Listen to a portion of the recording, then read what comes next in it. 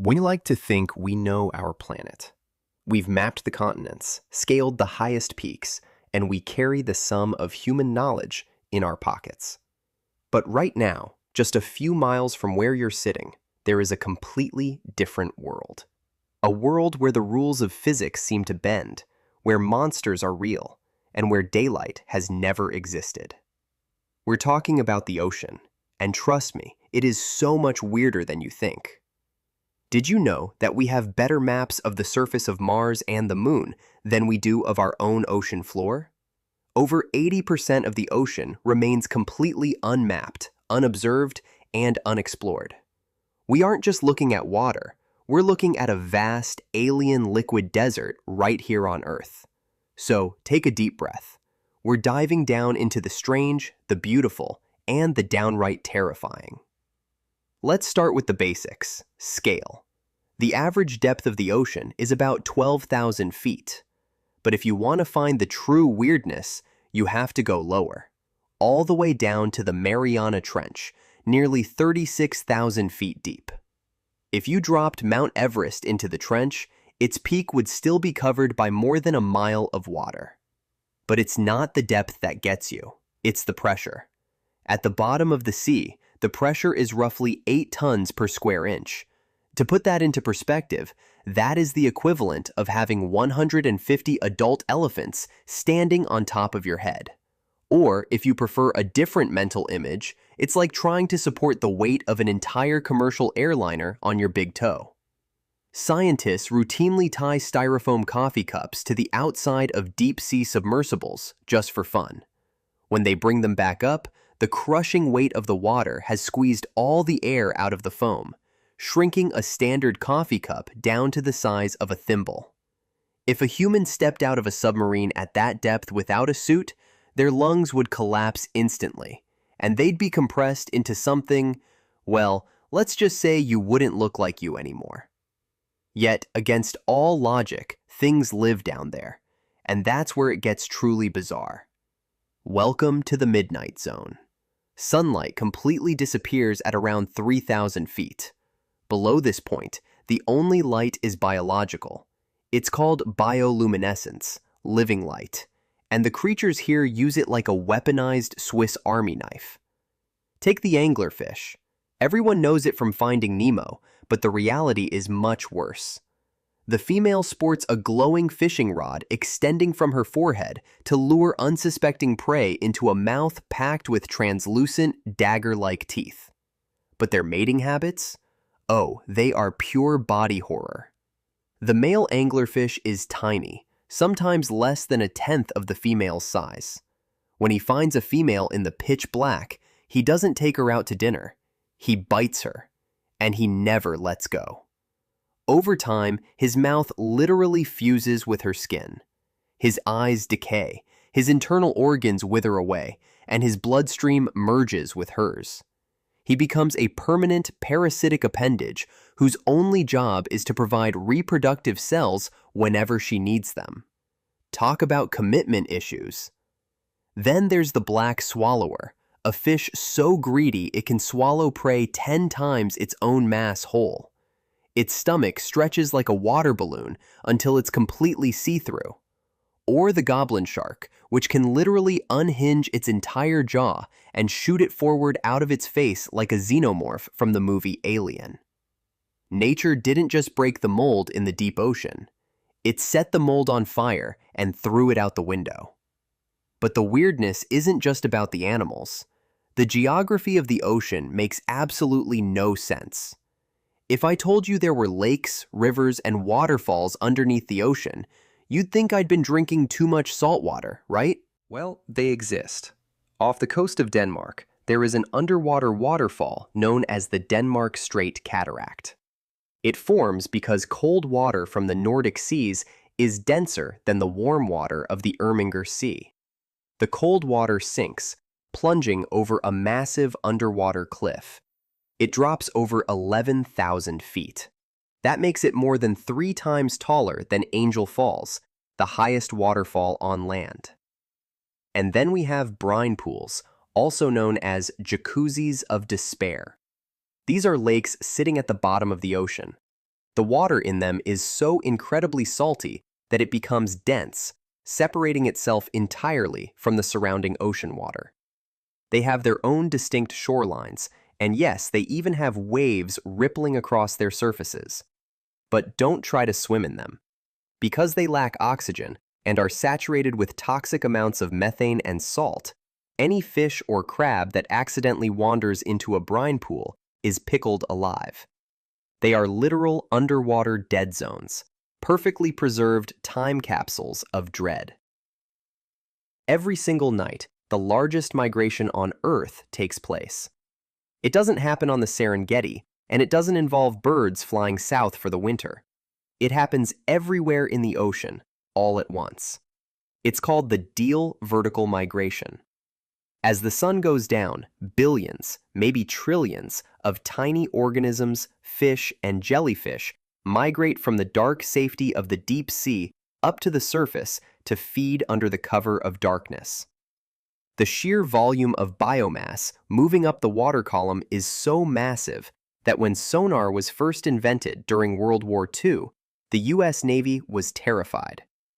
Their sonar screens showed a solid seafloor at around 1,000 feet, but then, at night, that seafloor would literally rise to the surface. They thought they were dealing with secret Nazi acoustic cloaking tech or a literal awakening of sea monsters. Turns out, it was just trillions of tiny lanternfish and krill looking for a midnight snack. Before dawn breaks, this massive wall of life sinks back down into the shadows.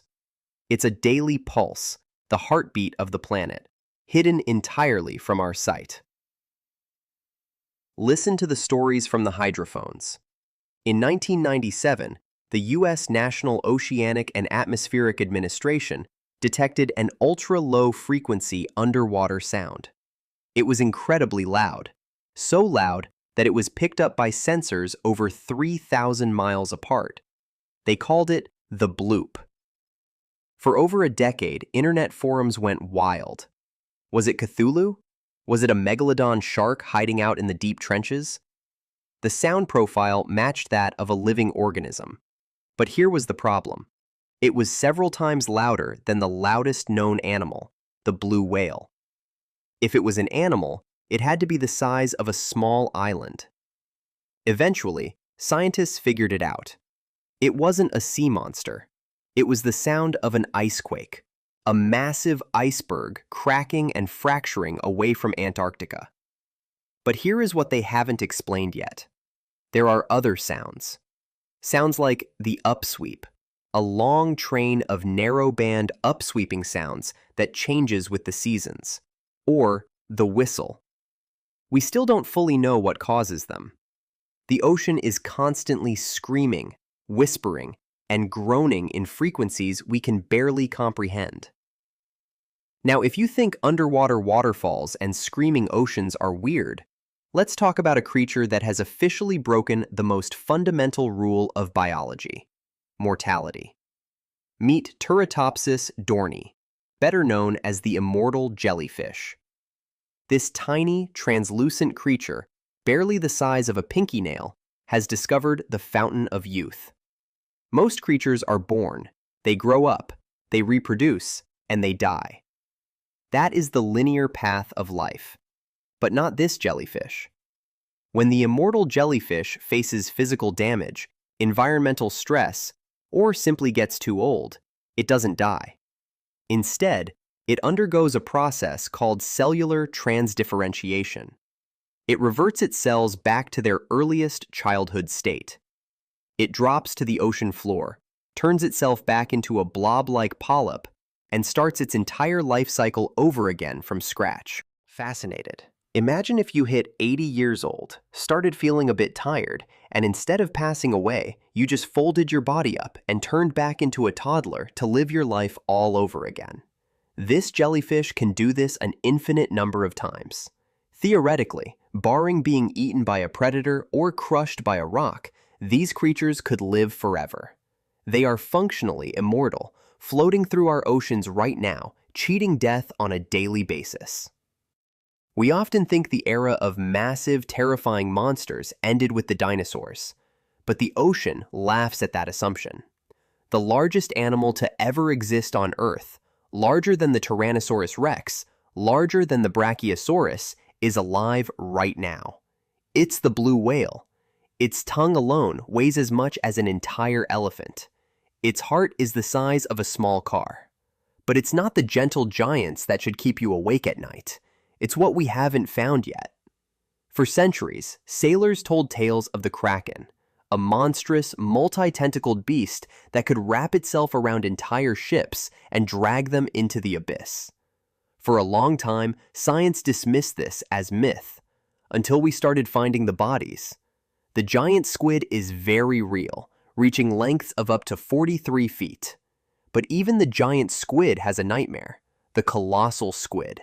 It lives in the icy depths of the Southern Ocean. It is heavier, wider, and its tentacles aren't just lined with suckers. They are lined with swiveling, razor-sharp 3-inch claws. We have found colossal squid scars carved into the skin of sperm whales. We know they engage in titanic battles in the pitch black, thousands of feet below the surface. We have never filmed a fully grown, live colossal squid in its natural habitat. We only know they exist because of the wounds they leave behind on the survivors. What else is down there, carving scars into the things we think are at the top of the food chain? For centuries, science had another golden rule. All life requires sunlight. Plants need sun for photosynthesis, animals eat plants, and so on. It's the foundation of our entire biological framework. Until 1977. That was the year scientists discovered hydrothermal vents on the ocean floor. These are underwater geysers where the Earth's crust splits open, spewing toxic chemicals and water superheated to over 700 degrees Fahrenheit. By all accounts, this environment should be completely sterile. It's dark, the pressure is immense, and the water is hot enough to melt lead. Instead, scientists found thriving ecosystems. Mass clusters of giant tube worms, blind shrimp, and pale crabs crawling over each other. These creatures don't use photosynthesis. They use chemosynthesis. They convert the toxic chemicals pouring out of the earth into pure energy. They don't need the sun. They don't care if the sun burns out tomorrow. This discovery changed everything. It proved that life doesn't just look for a comfortable place to grow. Life adapts to the harshest, most hostile environments imaginable. It's this exact discovery that makes astrobiologists think we might find life on Europa or Enceladus, the icy moons of Jupiter and Saturn that hide vast oceans beneath their frozen crusts. When we look up at the stars, we dream of finding alien life, strange new landscapes, and unexplained mysteries.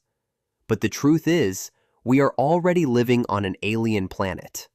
We just happen to live on the 20% of it that isn't covered in water. The ocean is a reminder of how small we really are, and how much of this world still belongs to the unknown. It's beautiful, it's terrifying, and yes, it is infinitely weirder than you could ever think. If you want to keep exploring the weirdest corners of our universe, hit that subscribe button, smash the like button, and let me know in the comments, would you ever go down to the bottom of the Mariana Trench?